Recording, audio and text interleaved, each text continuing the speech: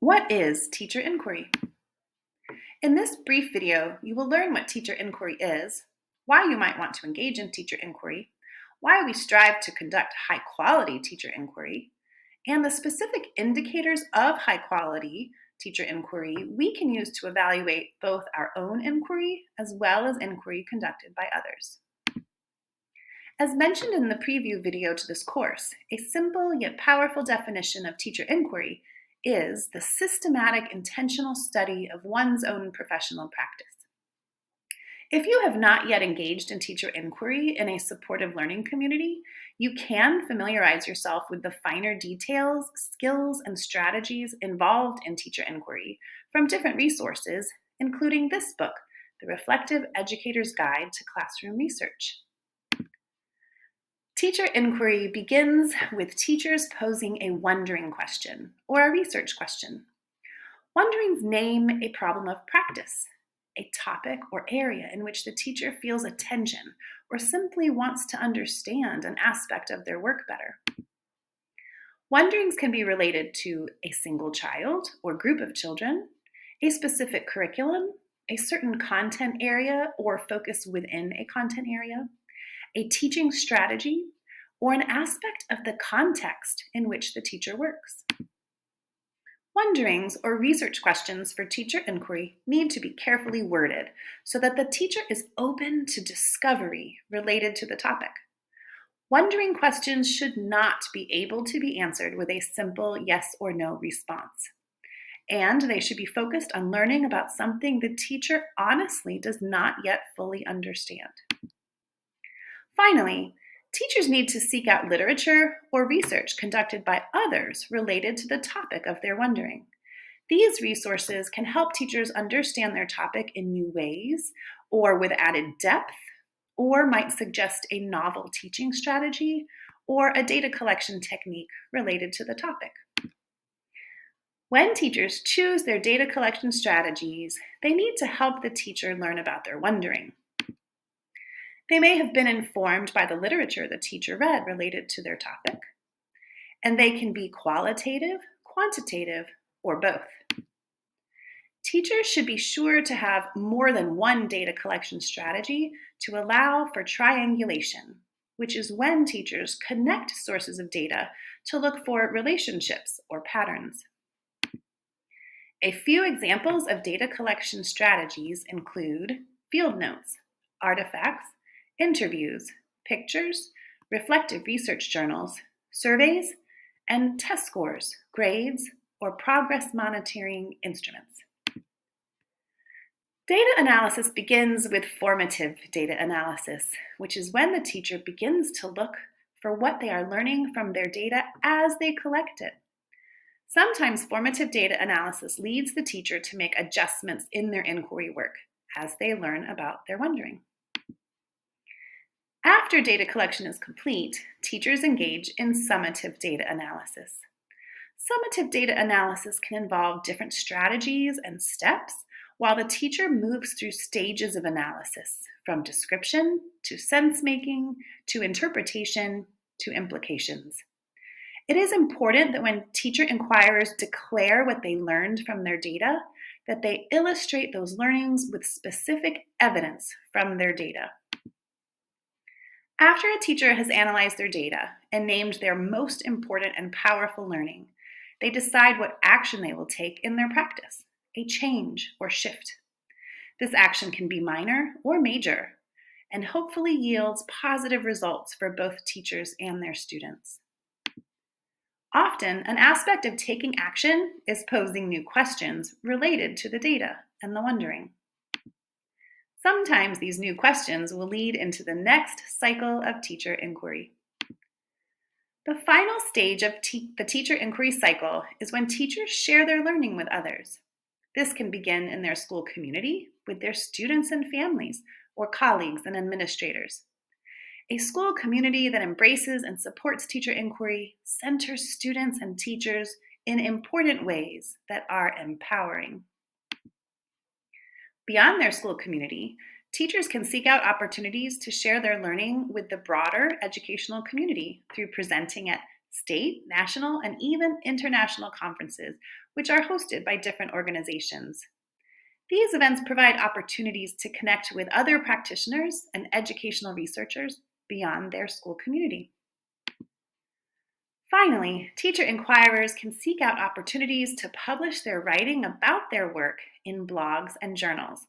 There are many different outlets and organizations that support these efforts with varying degrees of access and review processes. So, why would teachers want to engage in teacher inquiry? One reason is to explore problems of practice in an effort to improve their teaching. Teaching is complex, and teacher inquiry honors that complexity and encourages us to point out areas for growth and improvement. This can be quite vulnerable for teachers, but has the potential to make measurable and significant improvements for both teachers and their students. As such, teacher inquiry acts as a self-driven professional development effort. Teacher inquiry is also an opportunity for teachers to harness data to learn about attention. Sometimes teachers can feel like data from high-stakes assessments are simply used to judge their value or impact, and they can feel little control over that narrative. Teacher inquiry positions teachers to use data to share the story of the complex work they do with students. Also, teacher inquiry is a way to center the experiences of students in schools, to lift up their voices and the impact of different innovations and interventions on them. And this can lead to advocacy for students and teachers, which can support and increase our efforts to provide equitable educational opportunities for all. Teacher inquiry gives teachers an opportunity to contribute to the ongoing conversations about education research and policy, which are often about teachers, not with teachers. And for some teachers, teacher inquiry allows them to seek out leadership opportunities to engage in the dissemination of best practices. So, why should we concern ourselves with understanding the characteristics of high-quality teacher inquiry?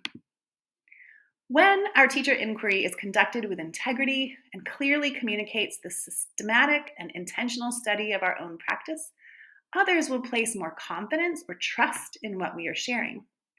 This trustworthiness is dependent upon our ability to track, explain, and justify our decisions throughout the teacher inquiry cycle, connected to relevant research and the data we collect and how we analyze it. When our teacher inquiry is of high quality, other practitioners will be able to understand what we did and what we learned and how it might connect with their work. This generalizability is contingent upon our ability to provide thick description throughout our inquiry cycle so that other practitioners can connect aspects of our work to theirs. High-quality teacher inquiry also increases our ability to contribute to the conversations about education with others who want to know how education research and policy impacts students and teachers. High-quality teacher inquiry contributes knowledge to the field at large, adding to the practitioner research base that is shared across contexts and organizations. And finally, high-quality teacher inquiry has more potential to help advocate for teachers and students to improve their experiences and outcomes. So how do we know what indicates high-quality teacher inquiry? While teacher inquiry cycles are unique to the teachers and students in the studies, there are common characteristics we can look for when evaluating the quality of an inquiry. First, when sharing a teacher inquiry study, the context should be thoroughly described. This helps others gain a picture of who was in the study and where they were working. The more detail that is included, the more trustworthy the work becomes, and the more easily others can make connections between the work in the study and their own work. Then, when explaining the tension they were experiencing, which led them to pose a wondering question, teacher inquirers need to clearly communicate the purpose of their study. This needs to be connected to timely and relevant literature and focused on what teachers can control in their classroom. Additionally, it is important for teacher inquirers to pose wondering questions which are open-ended and truly focused on learning about something not yet fully understood. Research design is the next category which needs to be connected to indicators of high quality teacher inquiry. Research design includes the data collection strategies the teacher selects, which will most effectively help them learn about their wondering question, as well as the data analysis processes they followed. Research design also includes a time frame or schedule for data collection and analysis, which is clearly aligned with the purpose for the study. When communicating their findings, teacher inquirers must connect examples of data to those findings to illustrate how their data and data analysis yielded the findings. Evidence from the data illustrates and increases confidence in the findings. Finally, when teacher inquirers share the implications of their study, it is important they are reasonable, connected to their data, and point to future shifts in practice or inquiry studies.